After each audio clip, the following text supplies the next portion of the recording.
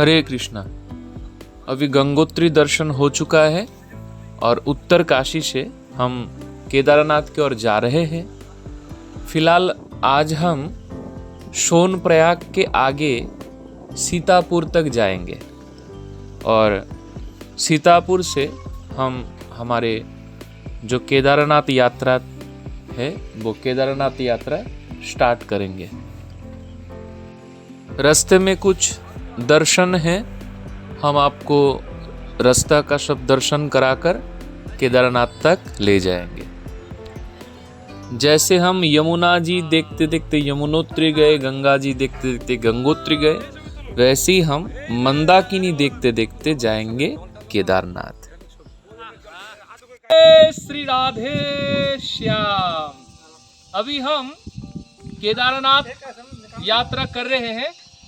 अभी केदारनाथ में हम जा रहे हैं तो केदारनाथ मतलब कि गंगोत्री से हम उत्तर काशी रुके हुए थे, तो उत्तर काशी थे केदारनाथ जाने के वक्त हमारा ये मार्ग में ये एक झील आया जो करीब एशिया का सबसे बड़ा झील है। ये इनका नाम है टिहरी डैम। और जो ड्राइवर भैया जी हैं हरी भैया, तो उन्होंने हमें ये झील बहुत एकदम जिधर से शुरुआत हुई है इस झील का करीब अभी बहुत देर तक हम चल रहे थे और चलते अभी खत्म ही नहीं हो रहा है ये झील। और ये जो आप पुल देख रहे हो ना, जिधर भी हम हरिद्वार में आते हैं तो हम ऋषिकेश जाते हैं और ऋषिकेश में जो राम झूला लक्ष्मण झूला है वो बहुत प्रसिद्ध है। तो मुझे तो ये लगता है कि ये झील भी, ये जो पुल है उससे भी बड़ा है। अब सब लोग देखिए जो आगे कभी आए हैं ऋषिकेश के राम झूला लक्ष्मण झूला में, तो ये वाला जो पुल है बहुत बढ़िया है और ये झील भी बहुत बढ़िया है, ये टिहरी झील। तो हम जा रहे हैं केदारनाथ भगवान के दर्शन के लिए और दर्शन भी करेंगे। तो पथ में ये टिहरी झील हमें मिल गया, अब सभी लोगों को दिखा दिया। ये इधर का जो नज़ारा है ना एकदम बढ़िया है, बढ़िया मतलब बहुत बढ़िया, एकदम लग रहा है कि हम और कहीं है, मतलब कि इस ब्रह्मांड का ही नहीं है। आप सरे देखिए कि कितना सारा पहाड़ है, कितना दूर दूर तक पहाड़ है। विकिपीडिया के मुताबिक टिहरी बांध टिहरी विकास परियोजना का एक प्राथमिक बांध है जो उत्तराखंड राज्य के टिहरी जिले में स्थित है।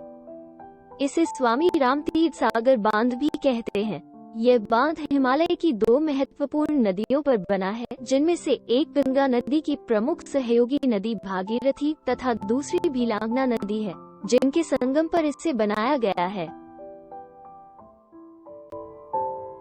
जय जय श्री राधे। अभी हम रुद्रप्रयाग में हैं और ये जो रुद्रप्रयाग में जो आप नज़ारा हमारे पीछे देख रहे हो ना, ये एक संगम स्थल है। यहाँ 5 प्रयाग है और ये 5 प्रयाग में से एक है रुद्रप्रयाग। और ये जो संगम है ये मंदाकिनी और अलकनंदा जी की संगम स्थल है। तो आप सभी रुद्रप्रयाग को दर्शन कीजिए और मंदाकिनी जी और अलकनंदा जी की जो ये एकदम विचित्र संगम है, आप देख पा रहे हो कि जो सफ़ेद वाला जो पानी है ये वाला ये है क्या अलकनंदा। और ये जो एकदम क्लीन वाला जो है ना इधर पे ये है मंदाकिनी जी। तो ये सारा एकदम सिटी भी आप देख पाओगे, समस्त एकदम बहुत ऊंचे में है हम अभी। और हमारा हरि भैया जी हमें लेकर आए हैं। जय जय श्री राधे। और सुबोल प्रभु जी भी कुछ बोलेंगे। आइए अलकनंदा जी और मंदाकिनी जी के तट में खड़ा होकर अभी प्रभु जी के श्री मुखार बिंद में हमारे ये जो 4 धाम परिक्रमा चल रहे हैं, प्रभु जी कुछ बोलेंगे। हरे कृष्णा। हम अभी केदारनाथ जाने वाला है, तो केदारनाथ जाने के मार्ग में ही रुद्रप्रयाग पड़ता है। हम अभी रुद्रप्रयाग में आए हैं, सब दर्शन कर रहे हैं। बहुत भाग्य से हम दर्शन कर पा रहे हैं। तो आप सभी दर्शन कीजिए, आपको सौभाग्य होगा तो आप भी महादेव की कृपा से आएंगे, फिर दर्शन करेंगे। हरे कृष्णा। हरे कृष्णा। तो केदारनाथ का मार्ग है, हम अभी जाएंगे गुप्त काशी, वहाँ से जाएंगे सोनप्रयाग। तो ये मार्ग है, हम मार्ग में ही हमें मिला ये रुद्रप्रयाग, दर्शन किए। और ये जो मंदिर है, इधर अब आरती हो रही है, अभी गंगा आरती हो रही है अभी। तो ठीक है, आप सभी को हम नज़ारा दिखाते हैं। राधे श्याम। अभी तो हम बहुत ऊंचे से ये संगम दिख रहे हैं अभी, मंदाकिनी और अलकनंदा जी की ये पावन संगम स्थली। आप भी देखिए, एकदम एक ही धारा से बह रही है मंदाकिनी जी और अलकनंदा, मगर अलग अलग बह रही है। एक धारा में है मंदाकिनी और एक धारा में है अलकनंदा। मंदाकिनी को पकड़कर हम जाएंगे केदारनाथ और अलकनंदा को पकड़कर हम जाएंगे बाद में बद्रीनाथ। तो बद्रीनाथ को जाने के लिए आपको ये अलकनंदा के तट से जाना पड़ेगा और केदारनाथ हम अभी जाएंगे मंदाकिनी से। और ये जो पूरा सिटी आप देख पा रहे हो, इधर बहुत सारे मंदिर है, धर्मशाला भी है, यहाँ पे रहने की, ठहरने की और प्रसाद पाने की बहुत सारी सुविधाएं भी है। अभी हम केदारनाथ के करीब ठहरे हुए हैं। ये जगह का नाम है सीतापुर। इससे आगे है सोनप्रयाग, उससे आगे है गौरीकुंड। अभी इधर सुबह का नज़ारा ऐसा है, बाहर में बारिश हो रही है, बहुत ठंड भी है और पहाड़ों में मेघ जमा हुआ है। यहाँ से हमें सोनप्रयाग जाना पड़ेगा और सोनप्रयाग से गौरीकुंड, और गौरीकुंड से हमारा यात्रा शुरू होगा। मगर गौरीकुंड में यात्रा करने से पहले हम आपको एक पावन स्थान दर्शन कराएंगे, त्रियुगी नारायण।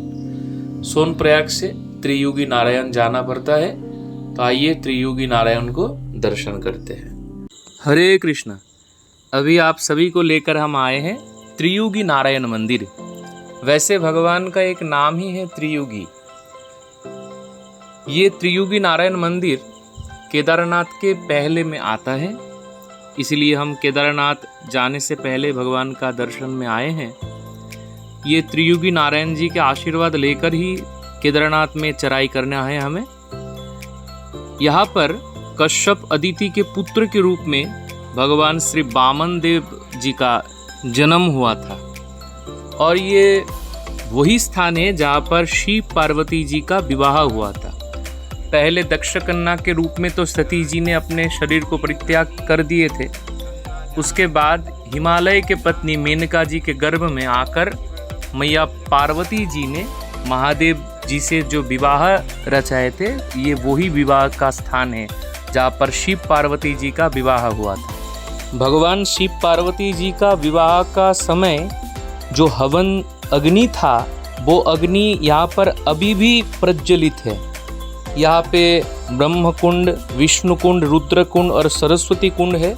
वहाँ पे हम स्नान कर सकते हैं, आचमन कर सकते हैं, तर्पण भी कर सकते हैं। आप सभी को हम दर्शन कराएंगे। आइए दर्शन कीजिए त्रियुगी नारायण मंदिर। जय भगवान त्रियुगी नारायण जी की जय।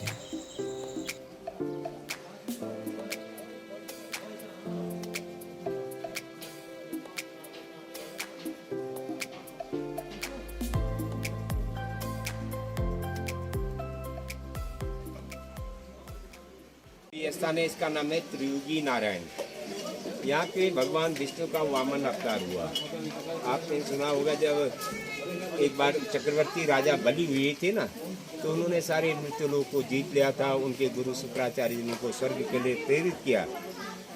तो फिर सारे देवता लोग, ऋषि लोग यहाँ पे आके उन्होंने भगवान विष्णु की तपस्या किया। फिर माता अदिति के गर्भ से भगवान विष्णु का वामन अवतार हुआ।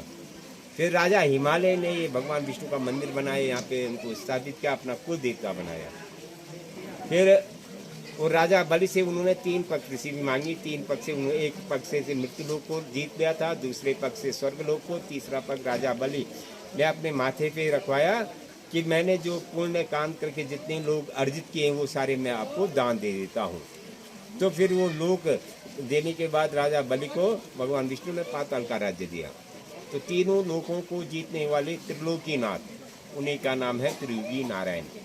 फिर राजा हिमालय ने उनको यहाँ पे स्थापित करके अपने कुल देवता बनाया। फिर त्रेता के अंतिम में जब राजा हिमालय के घर में पार्वती माता जी का पुनर्जन्म हुआ, पहले वो राजा दक्ष की पुत्री दक्षायनी नाम से, सती के नाम से हरिद्वार कनकल के पास में भस्म हो गई थी। एक बार राजा दक्ष ने एक यज्ञ का आयोजन किया, सारे देवताओं को बुलाया, लेकिन किसी मनमुटाव के कारण भगवान शंकर जी को नहीं बुलाया था और सती बिना बुलाई गई अपमानित होके वहीं पे भस्म हो गई थी। तो दूसरा जन्म लिया यहाँ पर्वतराज हिमालय के घर में, यहीं पे पार्वती माता जी का जन्म हुआ। यहीं पे पार्वती माता जी ने कई वर्षों तक भगवान शंकर जी को प्राप्त करने के लिए तपस्या किया। फिर त्रेता के अंतिम में नारायण को साक्षी करके यहाँ पे भगवान शंकर जी का विवाह हुआ। मंदिर के अंदर में 4 कुंड हैं मुख्यतः, पहला ब्रह्म कुंड, दूसरा रुद्र कुंड, तीसरा विष्णु कुंड, चौथा सरस्वती कुंड। ब्रह्म कुंड और रुद्र कुंड में तो आत्मशुद्धि स्नान, वो स्नान करने के कुंड है। विष्णु कुंड में आसमन होता है। सरस्वती कुंड में पितरादि तर्पण होते हैं। पितृ तर्पण वो लोग करते हैं जिनके माता पिता गुजरे हुए हैं या परिवार में कोई अकाल मृत्यु से मरा हुआ। ये उत्तराखंड की यात्रा जो है पितरों को तारने के लिए होती है। तो प्रत्येक तीर्थ में जाके पितरों को जलदान दिया जाता है, पितरों का श्राद्ध किया जाता है। फिर धर्मशिला है, इस तीर्थ का पूजन इत्यादि उसी स्थान पे होता बताते हैं। उस वक्त राजा लोगों ने 1.25 मन मोहर मोती रत्नों का दान करके पार्वती माता भगवान शंकर जी का पूजन करके माता पार्वती का कन्यादान किया था। तो तीर्थ यात्री उसी पूजा को दोहराते हैं, उसको बोलते हैं सौभाग्य पूजा। वो पूजन करने के बाद अंदर में भगवान के दर्शन है। बीच मध्य में भगवान नारायण, दाहिने भाग में डोला में लक्ष्मी जी, बाम भाग में सरस्वती, क्षेत्रपाल, कुबेर, मचिंदा जी, आदि गुरु शंकराचार्य जी, सत्यनारायण और पंचनाम देवता है। सिर पार्वती का युगल मूर्ति है और भगवान नारायण की चतुर्भुज विग्रह मूर्ति। अनंत सैया भगवान नारायण के दर्शन हैं। ये दर्शन करने के उपरांत 3 की धुनी है, उसमें समीधा चढ़ाया जाता है, हवन होता है। वहाँ का जो भस्मी होता है वही यहाँ का मुख्य प्रसादी है। उसको माथा में धारण कर सकते हैं, घर में पूजा के स्थान पे भी रख सकते हैं। वो पूजन करने के बाद बाहर पंचनाम देवताओं के छोटे छोटे 5 मंदिर हैं। गणेश जी हैं, अन्नपूर्णा माता जी, ईशानेश्वर, बजरंगबली और अर्धनारीश्वर। ये सारे मंदिरों के दर्शन करने के बाद यहाँ का यात्रा पूरा होता है। बोले भगवान त्रियुगी नारायण की जय हो, शंकर पार्वती मैया की जय। अभी हम गौरीकुंड पहुंच चुके हैं। भक्त लोग कहते हैं कि गौरीकुंड में स्नान करने के बाद यात्रा शुरू करना अच्छा है। तो गौरीकुंड का जो तप्त जल है वहाँ पर हम स्नान करेंगे और स्नान करने के बाद, आचमन करने के बाद हम यात्रा शुरू करेंगे केदार जी के दर्शन का यात्रा। जैसे पहले कहा था, मंदाकिनी दर्शन करते करते जाना होगा। मंदाकिनी जी का पावन धारा है, बहुत झरना है। ये सब दर्शन करते करते हमें केदारनाथ तक जाना होगा। रास्ते में बहुत ब्रिज आएगा, नदियाँ पार करके हमें जाना पड़ेगा। जैसे कैलाश लोग जाने से पहले हमें बिरोजा नदी पार करना पड़ता है, वैसी मंदाकिनी को पार करके हमें बाबा केदारनाथ जी की दर्शन में जाना पड़ेगा। जय भोले। केदारनाथ जाने के लिए व्यवस्था तो बहुत है। आप पैदल जा सकते हो, घोड़े में जा सकते हो, डोली में जा सकते हो।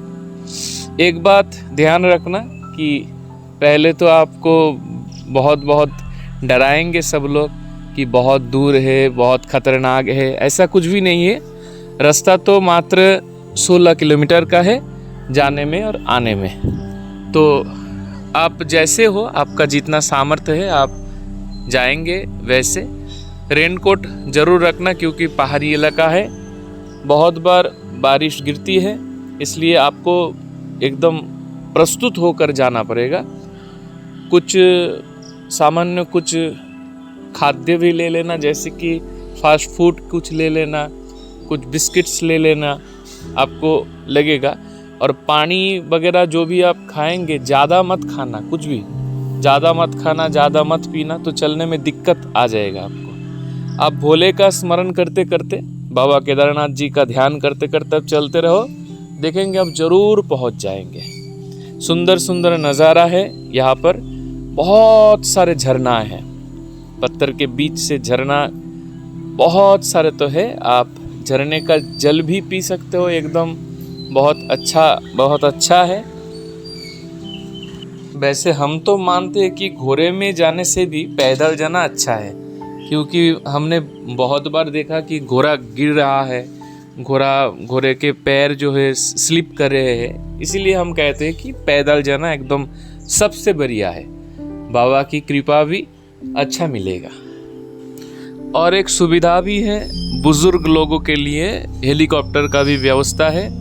मगर अगर हेलीकॉप्टर से जाना है आपको तो आपको बहुत दिन पहले टिकट करना पड़ेगा, नहीं तो आप अगर चाहोगे कि आज ही टिकट करके आज ही चले जाएंगे दर्शन कर लेंगे, ये शायद संभव नहीं है। आपको पहले से टिकट करके रखना पड़ेगा और उसी दिन में आपको आकर दर्शन में जाना पड़ेगा।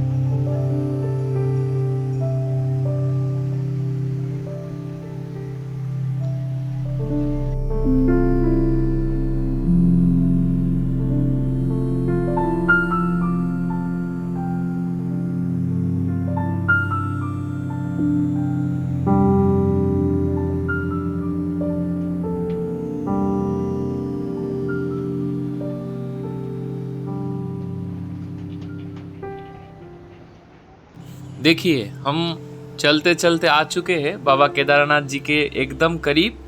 अभी मंदिर में भी हम पहुंच चुके हैं। ये देखिए कितने सारे शिव भक्त हैं, इधर शिव गान कर रहे हैं, महादेव जी का वंदना कर रहे हैं, स्तुति कर रहे हैं। इन्होंने तो अपने सारा जीवन ही महादेव जी के चरण में बिताने का संकल्प कर रखे हैं। ये है केदारनाथ जी के मूल मंदिर। आप सब लोग एकदम जी भर के देख लीजिए, भगवान केदारनाथ जी का ये मूल मंदिर है। उधर पीछे भीमशिला है, जहाँ के नीचे भक्त लोग बैठे हुए हैं। ये वही भीमशिला है, केदारनाथ जी की वो चमत्कारी शिला जिसने त्रासदी के समय बचाया था बाबा के धाम को। 16 जून 2013 को जब पूरे केदारनाथ घाटी को जल सैलाब ने अपने साये में लेने को लगातार आगे बढ़ रहा था, तब 2 साधुओं ने केदारनाथ मंदिर के पास एक खंबे पर चढ़कर रात भर जाग कर अपनी जान बचाई थी। यही वो शिला है, यही वो भीमशिला है, जो भीमशिला केदारनाथ जी का ये जो मंदिर है, ये मंदिर को बचाया था, जल के सैलाब से बचाया था। अब सब लोग दर्शन कीजिए, प्रणाम कर लीजिए। बाबा के प्रिय है, इसलिए साधु लोग भी पूजते रहते हैं हर दिन हर समय ये भीमशिला को।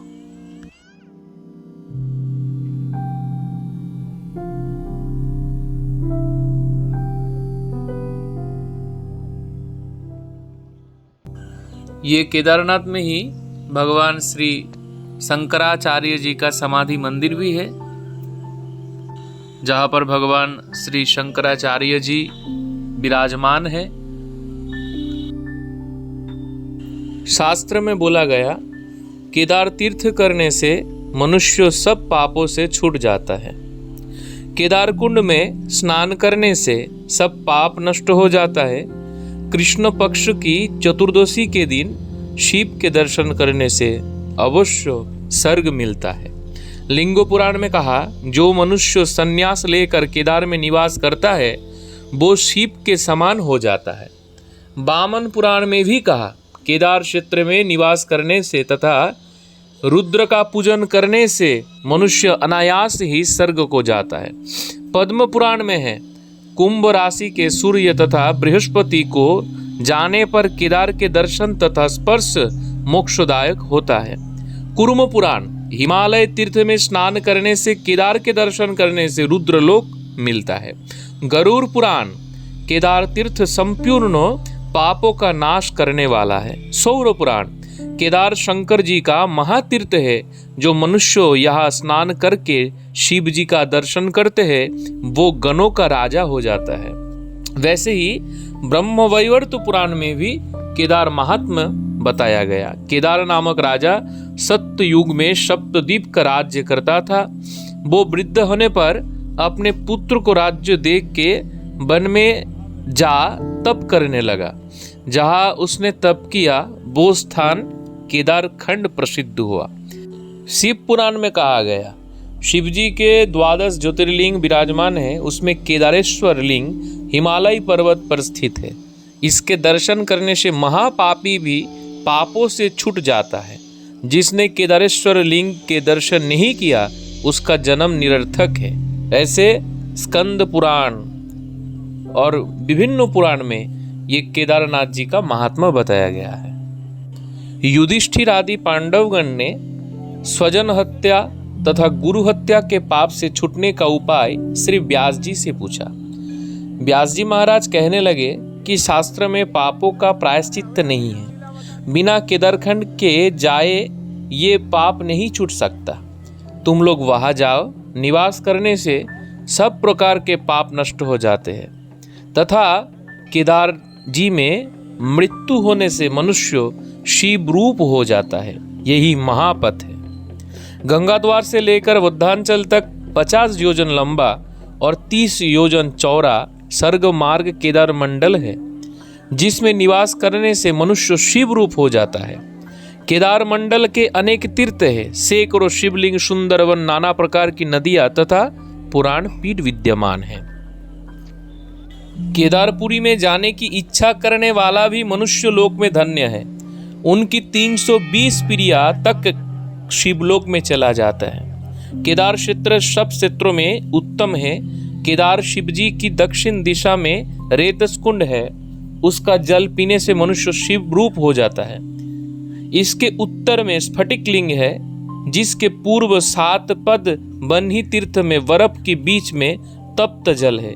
इसी स्थान पर भीमसेन ने मुक्तों से श्री शंकर जी की पूजा की थी। इससे आगे महापथ है, वहां जाने से मनुष्य आवागमन छूट जाता है। जय भोलेनाथ, जय केदारनाथ, जय हो।